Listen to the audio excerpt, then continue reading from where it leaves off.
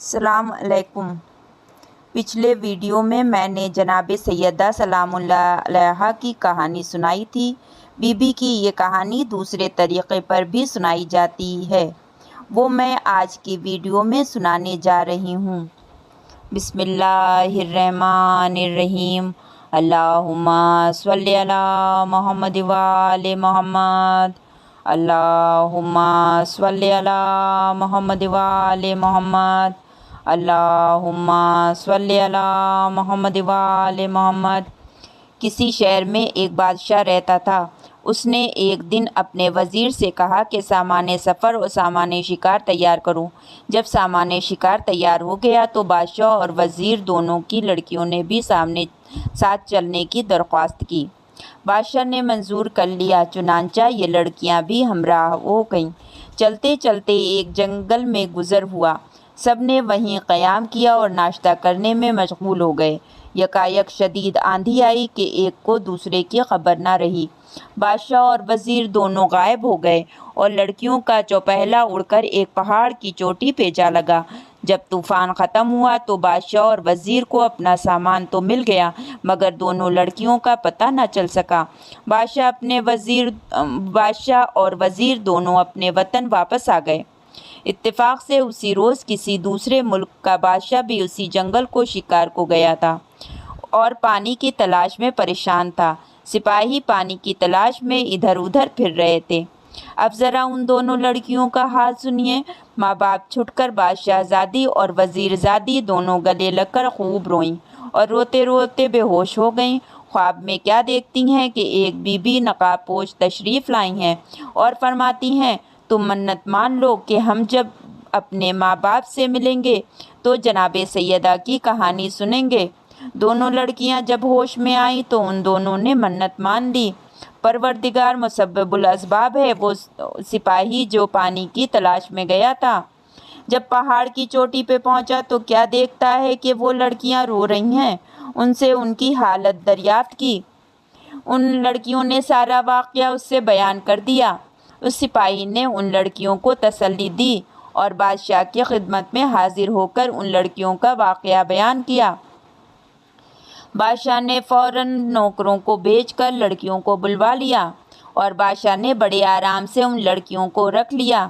چند روز بعد جب ان لڑکیوں کے ماں باپ کو خبر ہوئی کہ فلاں بادشاہ کے یہاں لڑکیاں زندہ سلامت ہیں تو ان کو بہت خوشی ہوئی اور انہوں نے اس بادشاہ کو شکریہ کا خط لکھا۔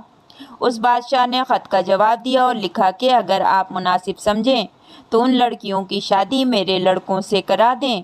ان لوگوں نے منظور کر لیا اور وہ دونوں لڑکیاں وہاں سے رخصت ہو کر اپنے ماں باپ سے ملیں۔ سب نے خدا کا شکر ادا کیا، مگر یہ لڑکیاں خدا کا شکر کرنا بھول گئیں۔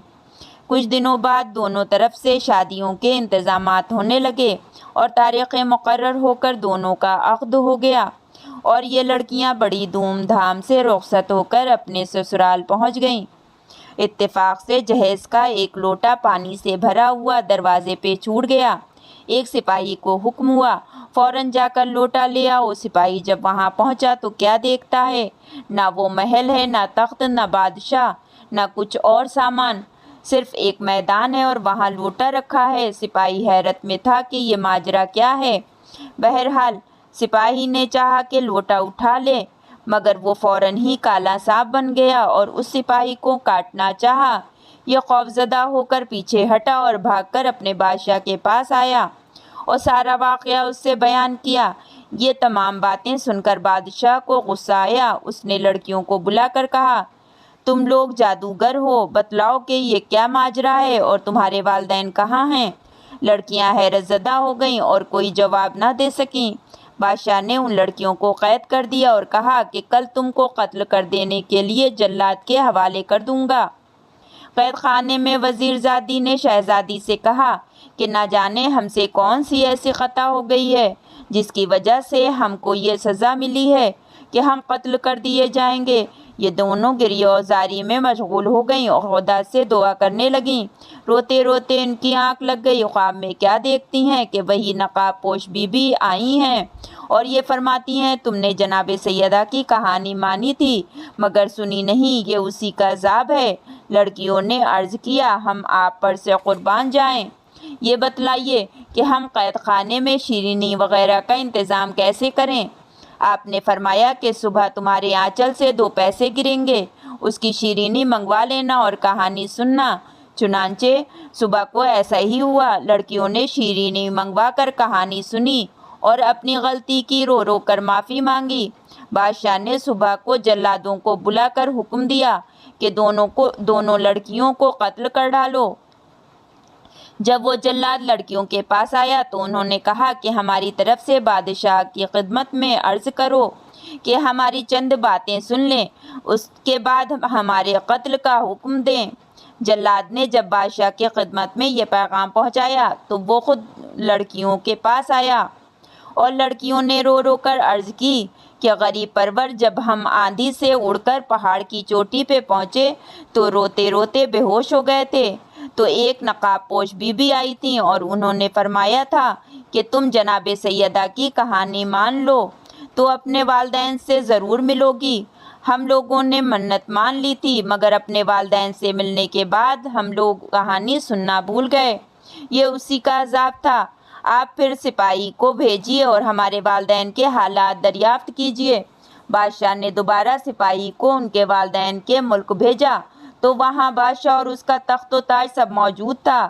سپاہیوں نے واپس آ کر جب بادشاہ سے بیان کیا تو اس کو یقین ہو گیا، بے شک یہ عذاب الہی تھا۔ بادشاہ خوش ہو گیا اور لڑکیاں آزاد ہو گئیں۔ صلوات اللہم صلی علی محمد و آل محمد۔ دعا کرو کہ جس طرح صدقے میں محمد و آل محمد کے ان لڑکیوں کی مرادیں پوری ہوئیں، اسی طرح ہر مومن اور ہر مومنہ اور ہر مسلم و مسلمہ کی بھی ہر مراد بطفیل محمد آل محمد پوری ہو۔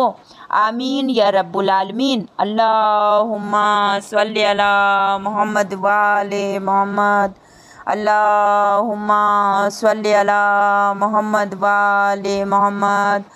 اللہم صلی علی محمد و آل محمد۔